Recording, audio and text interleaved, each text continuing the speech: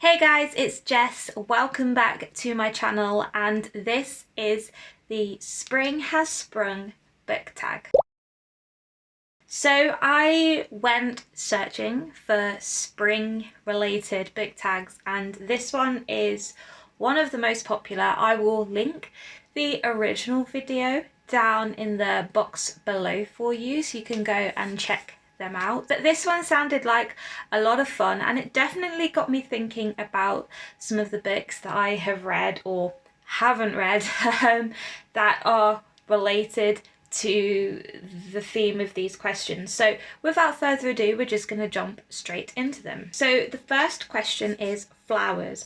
All the flowers we remember are blooming again. Pick a book that's a fresh take on a retelling. So for that, I have gone with The Dead Fathers Club by Matt Haig, and this is a retelling of Hamlet. And this book was one of my favourite books of 2020. It was absolutely phenomenal. I read it so quickly. This is all about a young boy called Philip who lives in a pub with his mum and dad. However, his dad ends up dying very unexpectedly, and then one night his dad's ghost appears to him and tells him that it was his uncle Alan who killed him. So Philip then decides to go on a mission to try and kill his uncle Alan and avenge his father's death. And this book is absolute chaos from start to finish, and it is very fast-paced, and I absolutely adore Philip. He's such an adorable kid. But what I really love about this book as well is that it is written as if a young boy would have written it themselves. So it is completely devoid of any grammar. There is no like commas or speech marks or anything like that. The sentences are very long and very rambly at times, and that might not be for everyone, but for me it really enhanced the experience of this book, and it was just so much fun. And it was definitely a very different take on Hamlet. To be honest, I haven't really read a lot of Shakespeare retellings anyway, and I know Matt Haig has done a few, but this is by far the best one that he has done, and I would really encourage everyone to read it if you are looking for a different take on a classic Shakespeare story. So the next question is Cadbury Mini Eggs. Obviously the superior springtime candy of choice. You're not wrong. Pick a book that you consider to be a sweet treat. So for that, I have gone with This Time Next Year by Sophie Cousins. This is a book that I very recently read, and this is a romance book, but it is a romance book with a difference because it doesn't just focus on the relationship of the two main characters, it focuses on the relationships that their mothers had with each other, because this book starts off with these two women who are in a hospital on the maternity ward, and they are both about to give birth. Now it is New Year's Eve 1989, and for the first baby that is born on 1st of January 1990, this newspaper will give a prize to the mother. So these two women end up competing to have their babies first, but not only that, there is another scandal because one of the women ends up stealing the name of the other woman's baby. So there is a lot to unpack here already. And then these two babies, Quinn and Minnie, end up meeting, and it's just great to see how their relationship develops over time. It was really fluffy and light-hearted. It's not the best romance in the world, but it's definitely a very easy book to read. It will definitely make you laugh, and it just makes you feel like you are devouring something really sweet and heartwarming and fulfilling, and I absolutely loved it. Question 3 is allergies. Seasonal allergies often make your eyes water. Pick a book that made you cry. So, as we know, I don't really cry at books. I'm yet to find a book that has made me sob.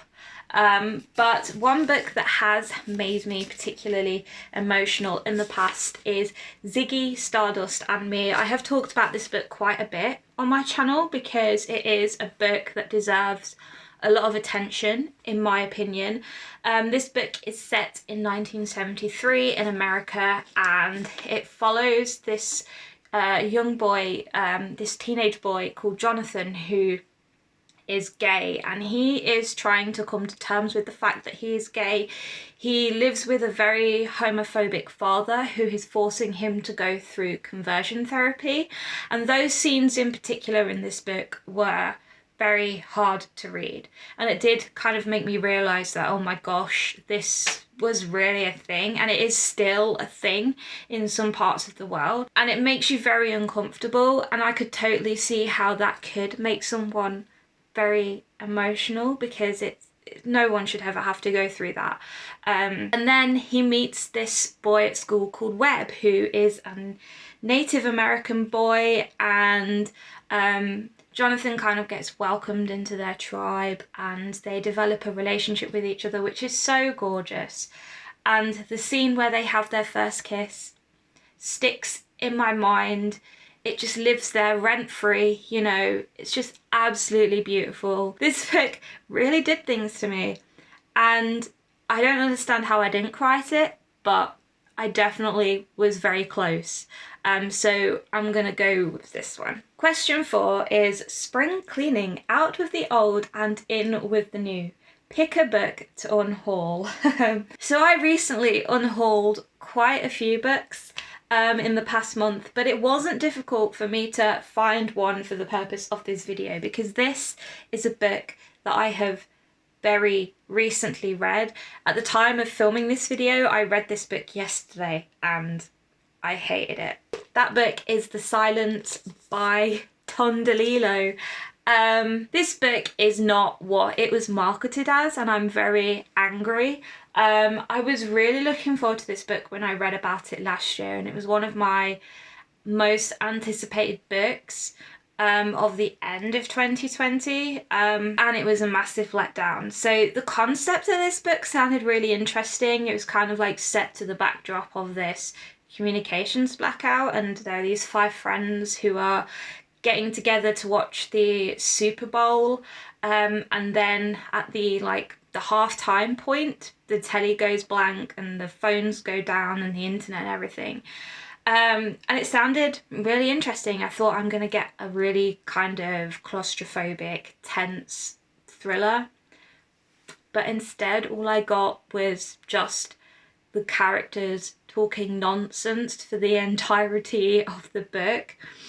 And I don't know, I'm not an intelligent reader, so this book is probably not meant for someone like me. Like, the whole point of it has probably, most definitely, gone way over my head. But the way it was marketed is not what this book actually is about. And I hate it when people do that, because it just really sets you up for disappointment. And it was a very short book. It's only like 115 pages, and I'm not even joking, I had a nap in between this. That's how bad it was. It was just exhausting. And there were a lot of things in this book that I can tell were added in later, like the COVID references, because this book was written, like, it was finished like 3 or 4 weeks before COVID hit, and I can tell that he's gone back and added in things like face masks and viruses and pandemics and stuff like that, and it really put me off. So I will be unhauling this one. I am not going to give it to anyone because I don't want to put them through the pain of this. I don't recommend it to anyone, and it was my first 1-star book of 2021, so there we go. We got there. We got a 1 star in the end, and I am sad, but I'm also pretty impressed that it was this one, because I didn't think it would be. Question 5 is spring break. It's the perfect time for an adventure. Pick a book involving a road trip. So, as far as I'm aware, I don't own any books on my shelf that features a road trip. and I don't think I've read any books that feature a road trip. I had a good think and nothing sprung to mind, but there is a book that I do want to read that involves a road trip, and that is this one. He Started It by Samantha Downing. So this is the author of My Lovely Wife, and I really enjoyed that book when I read it. This one sounds really interesting because it's about these two siblings whose grandfather has died, and he has kind of left them a cryptic clue on how to get their inheritance. And so the siblings and their respective partners, spouses, go on a road trip in order to collect their inheritance. But one of the people in the car is a serial killer, and there is a body in the boot of the car. And that's all I really know about it. But that concept just sounds really cool. It sounds very similar to My Lovely Wife, because My Lovely Wife was all about this serial killing married couple, whereas the wife was the killer and the husband was like the hunter, the person who like picked women for the wife to kill. This one sounds very similar to that. I wonder if any other people in the car know this person is a serial killer or not. I'd be very interested to find that out. I do want to read this. I don't know when I'm going to get to it, but I will get to it at some point. It sounds really fun. It sounds quite tense. So if you've read it, let me know what you thought of it. Yeah. Question 6 is mating season. Oh, it's that time of the year in the animal kingdom to make some babies. Pick a book with some smutty delight. So for this one, I am going with Birthday Girl by Penelope Douglas. And this is probably the smuttiest book I have ever read. And it's very graphic. So if you're not into graphic depictions of sex, I would avoid this book like the plague, because it does go into a lot of graphic detail. And it's not normally something that I would read. I don't read a lot of smut. Some of it does make me very uncomfortable, but this one, whoo, this one got me a little bit hot and bothered. I am not gonna lie. This one is all about this girl. She's in her early 20s and she's just lost her job. So her boyfriend suggests that she moves in with him. And his dad. Then they end up breaking up for whatever reason, and then this girl develops a relationship with her ex-boyfriend's dad. Excuse me one moment, I have a phone call. Sorry about that, guys. Yes, so she ends up developing a sexual relationship with her ex-boyfriend's dad, and it's a bit of a taboo topic, but I like taboo topics. I like things that are a bit controversial and that make people a little bit uncomfortable. And yeah, I really enjoyed this. I would highly recommend the audiobook for this because it is narrated by a male and a female voice. So you get the two perspectives and it definitely added to the experience. I really liked this one. So question 7 is rainbows. I just feel like spring is made of freaking rainbows. Pick a book featuring an LGBTQ plus character / characters. For this one, I have gone with Once and Future by Amy Rose Capetta and Corey McCarthy. So I read this book probably 2 years ago now, and this is an Arthurian legend retelling, but it is a gender-bent retelling because King Arthur in this book is actually Ari, who is a woman, and this book has a lot of great LGBTQ plus representation. There is a sapphic romance, there is non-binary characters, there are transgender characters, and the authors themselves are part of the LGBTQ plus community. I believe Corey McCarthy is non-binary, so I would really encourage people to pick up this book if they want something that has a lot of LGBTQ plus representation, and it is science fiction as well. It is set in space, which is really cool, like King Arthur in space. That sounds absolutely amazing, and I did really enjoy this book. There is another book in the series. What is it called? It's in the back here, I believe. All right, maybe it isn't, but there is another book in this series I would really like to get to. I might reread this at some point, because I did read it when I was on holiday, and I don't think I took all of it in, because holidays can be quite distracting. I wouldn't know anymore, to be honest. What's a holiday? But yeah, this one has a lot of great representation that I think people would really enjoy, so I would really recommend this one. Question 8 is Spring Awakening. This is one of my all-time favourite musicals, even though it's filled with completely dysfunctional characters. My favourite type of characters. Pick a book that's also filled with completely dysfunctional characters. There are a few options that I could have picked for this one, but I have gone with A Feast for Crows by George R. R. Martin. So this is book 4 in the Song of Ice and Fire series. You might know it as a Game of Thrones if you're not familiar. And the reason why I've gone with book 4 is because this book focuses on the Lannisters. And the Lannisters are one of my favourite fictional families because they are really fucked up.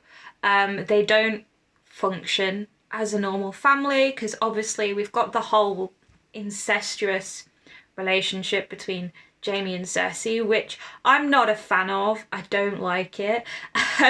But as I said, I do like elements of taboos, and it kind of adds a very different kind of dynamic to the family relationships.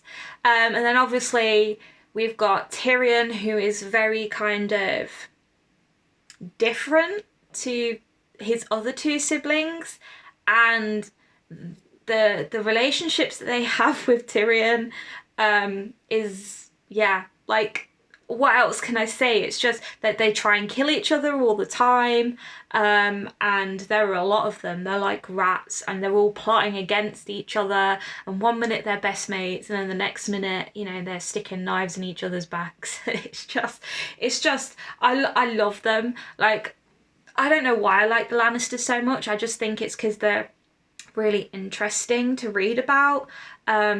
But yeah, I'm gonna go with this one because it was the most obvious choice for me, really. Alright, so the last question is, in like a lion, out like a lamb. Pick a book series that didn't get better as it progressed. I don't really read a lot of series. I want to change that this year and read a bit more book series, but there aren't really many that I can recall off the top of my head that have got worse over time. A lot of the series that I have read have got better, but there is one. I haven't read the entire series, so I can't really comment on it completely, but this book here, Eve of Man by Giovanna and Tom Fletcher, is book 1 in a series of, I think it's a duology, because I know the most recent book called Evolution came out quite recently, and I have no interest in reading that book because this book was just a massive letdown. I know people are going to say, you know, if you read the second book then you're probably going to get a lot of your questions answered, but I really don't care for it, this book. It started off really strong and then it started to kind of dwindle towards the end, and I lost interest very quickly. And yeah, I can't see how this book could get any better because the plot was just didn't feel very tight, you know. There were a lot of things missing, I felt, and it just kind of lacked any kind of atmosphere and intrigue. It just didn't work, and I can't really see the second book being any better. So I don't know, I kind of thought about giving it a chance and seeing what the second book is like, but I have seen some reviews and they're not great. So I'm gonna go with this. I know it's not like it's not really answered the question entirely. And it's probably not very fair of me to write a series off based on having just read the first book, but I couldn't think of anything else, so here we go. That's that. Alright guys, so those were all the questions to the Spring Has Sprung book tag. I really enjoyed this one. It was very different and it definitely made me think a little bit about some of the books that I have read or want to read. I will leave all of the questions down below for you guys if you want to have a go yourself. I'm not going to tag anybody, but just, you know, feel free to do it if you would like. That's it for this video. Thank you so much for watching. Please leave a cheeky thumbs up if you like this video, and please don't hesitate to subscribe to my channel and also hit the bell button so you can be notified whenever I upload. And yeah, I will see you all in my next video very soon. Bye guys.